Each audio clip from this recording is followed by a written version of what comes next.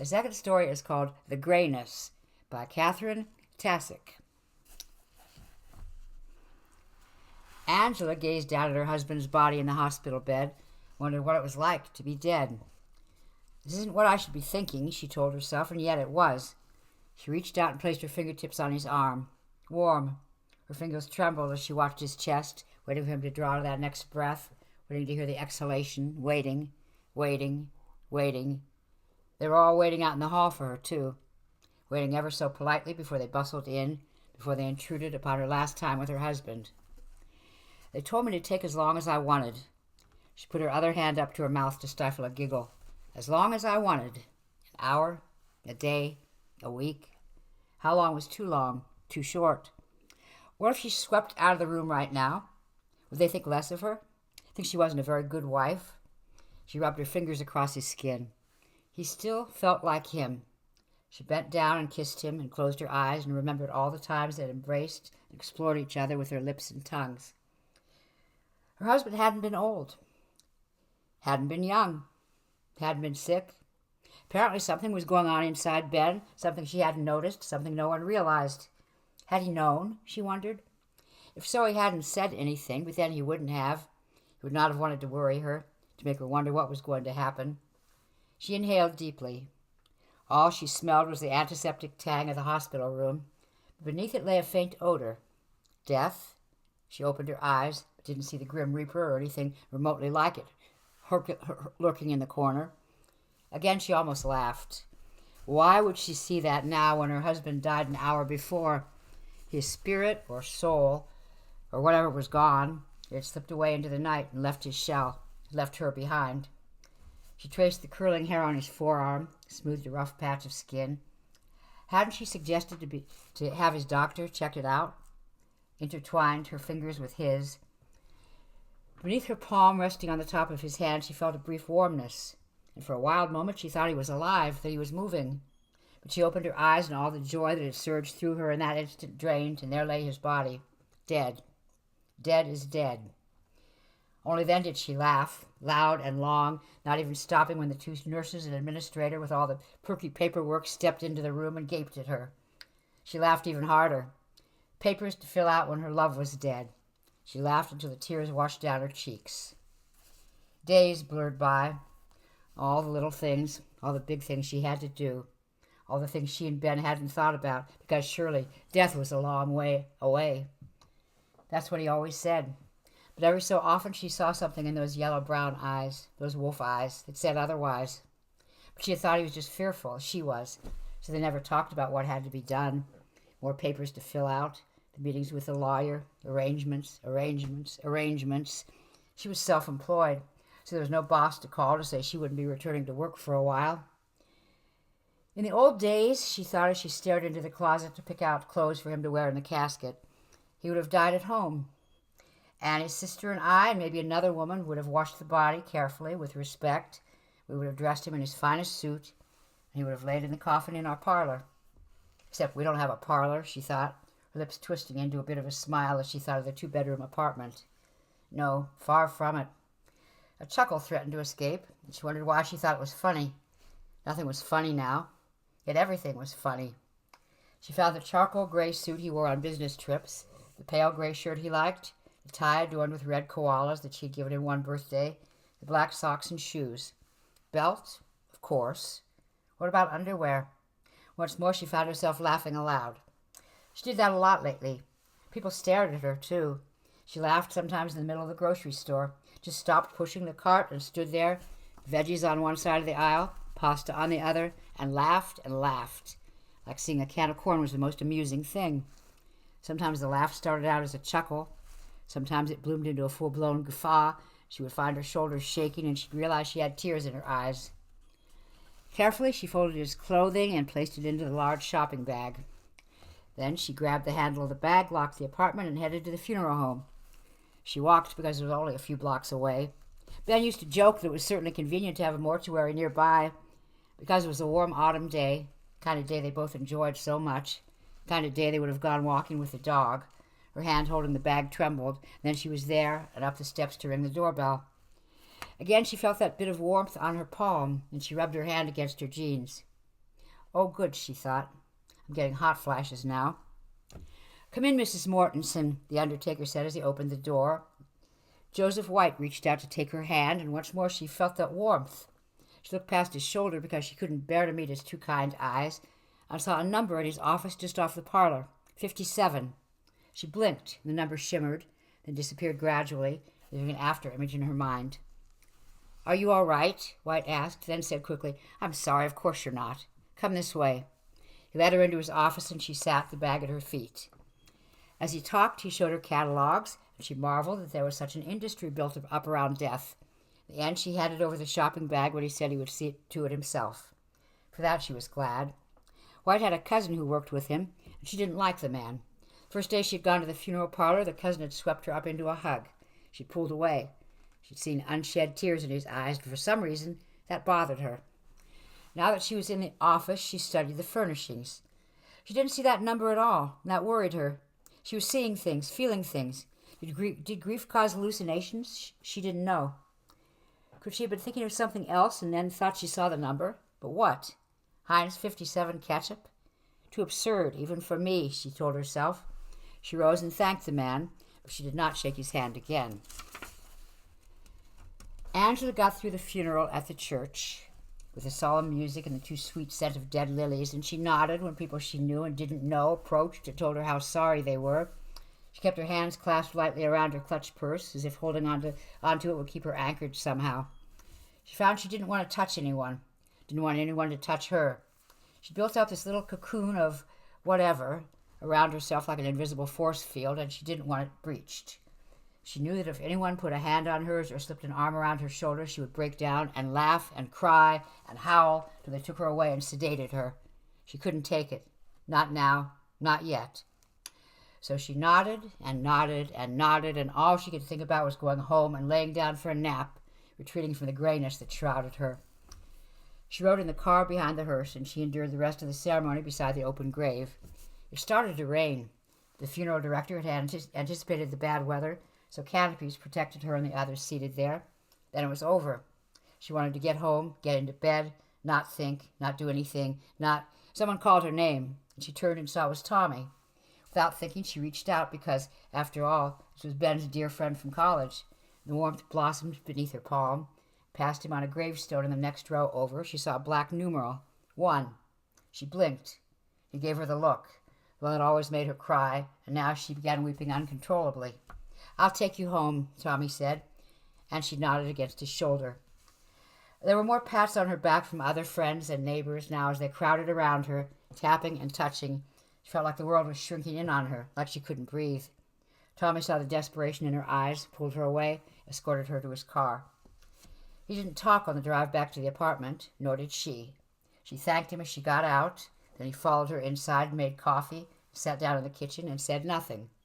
She changed into comfortable clothes, and once more in the kitchen she sat and sipped her coffee, and still they didn't talk. Tommy just gazed out the window while she continued staring down into her coffee mug. How could her husband have died so quickly?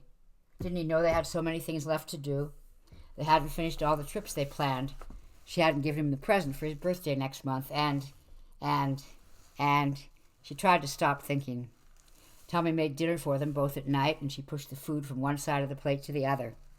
She suspected that he talked to her other friends, and they decided to stay with her for the next few days. Tommy would do his tour of duty, as it were. She wondered briefly who would show up tomorrow. She went to bed an hour or so later while he bunked out on the couch, and in the morning he fixed them breakfast. She nibbled on the toast, then he kissed her cheek and said he had to leave. She nodded and thanked him. She listened to him leave the apartment, and she went to the window.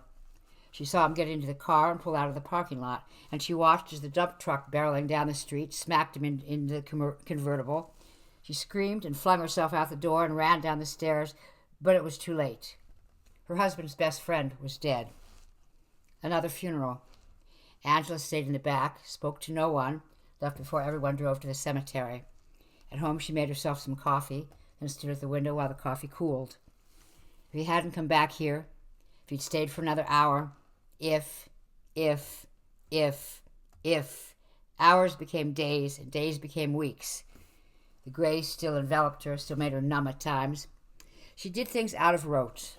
She got up, went to the store, walked the dog, made a meal now and then, watched TV without seeing it, walked the dog again, went to bed. Next day was just a repeat of the day before, and the day before that. Friends dropped in, bringing casseroles that she dutifully stored in the freezer. They told her about all the things she was missing, and she nodded.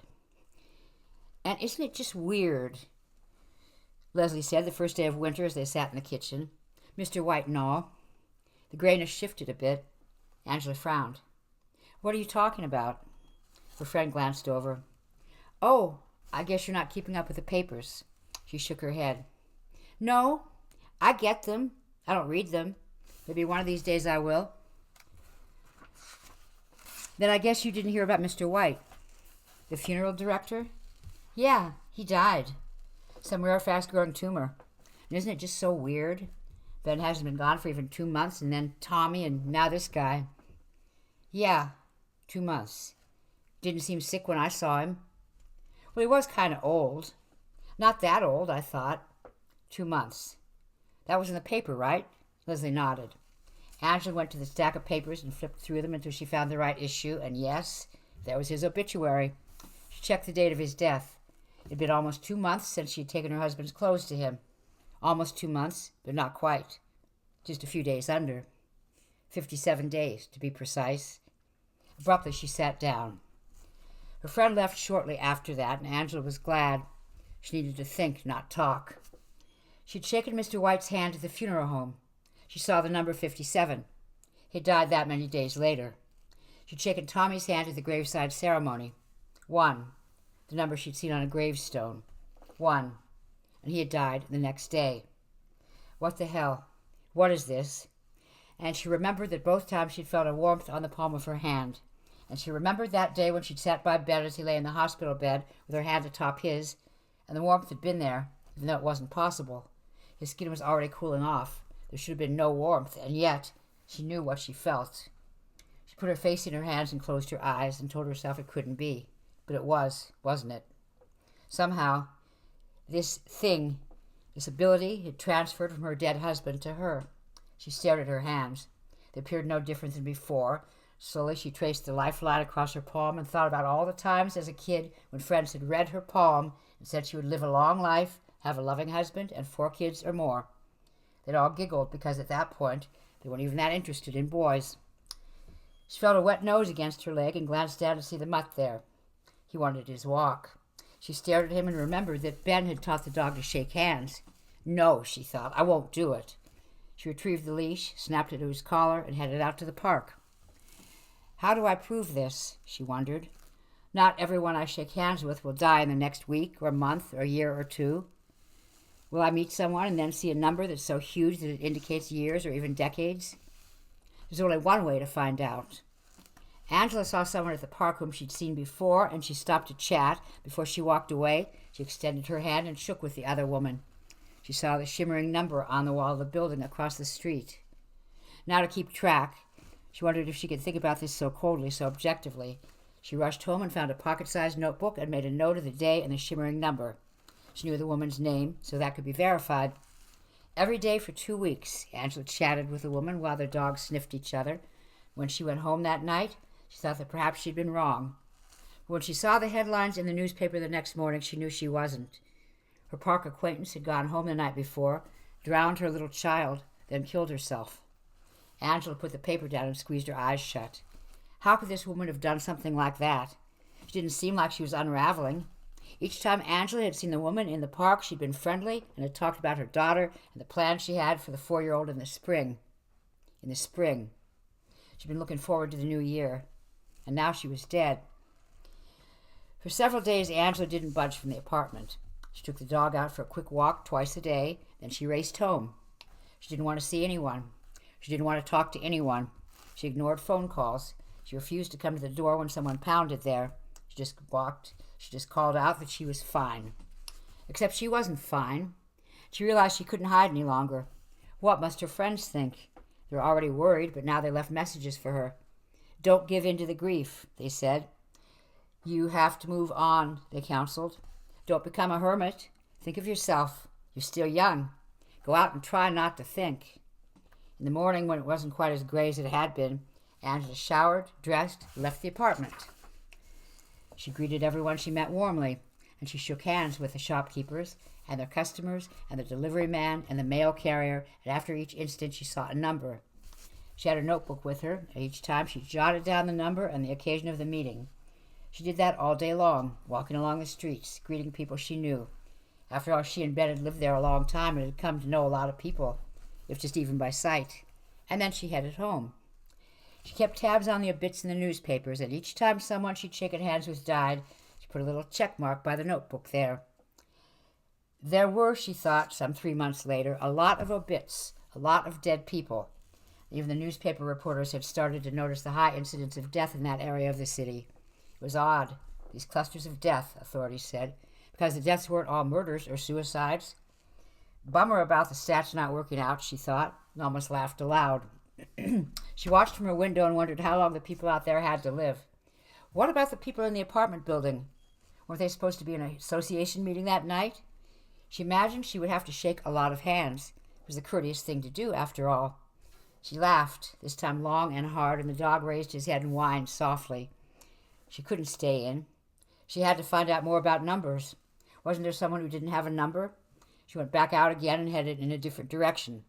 Time to skew the stats some more. She shook hand after hand all along her walk. She was the epitome of a friendly person. She smiled. She laughed when she chatted with acquaintances. 3, 17, 41, 65. The numbers shimmered and flew by her, and once she reached out to touch the numerals, there was nothing there, of course. She paused when she saw a patrol car cruise by, though the 2 cops inside must be searching for something, anything.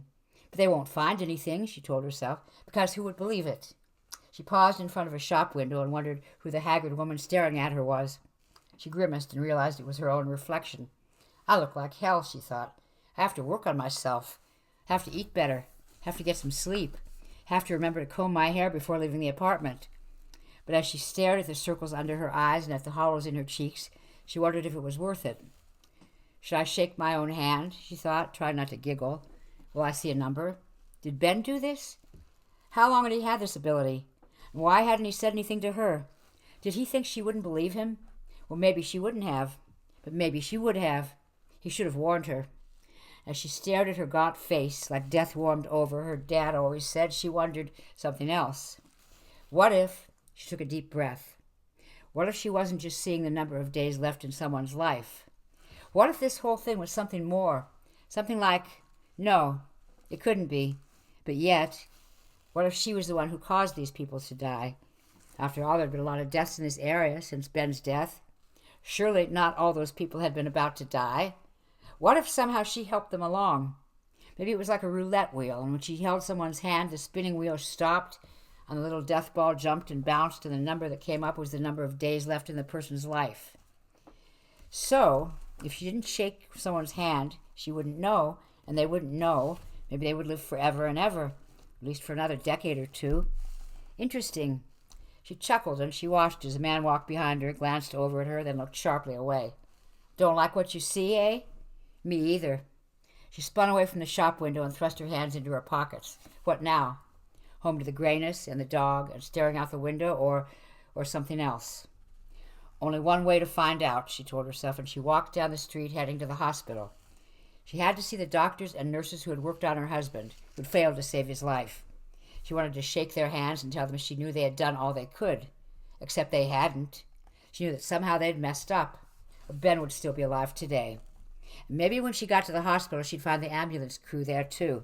She'd shake their hands as well and thank them, all the while thinking they could have worked on Ben faster, would have made better time to the hospital. And when she was done there, perhaps she would stroll to some other ward to pay a few visits. Maybe the maternity ward. She glanced down at the lifeline on her hand. No loving husband and no 4 kids. If I can't have them, she thought, her dry lips quirking into a smile. Maybe other people shouldn't either. She started whistling as she walked into the Grayness.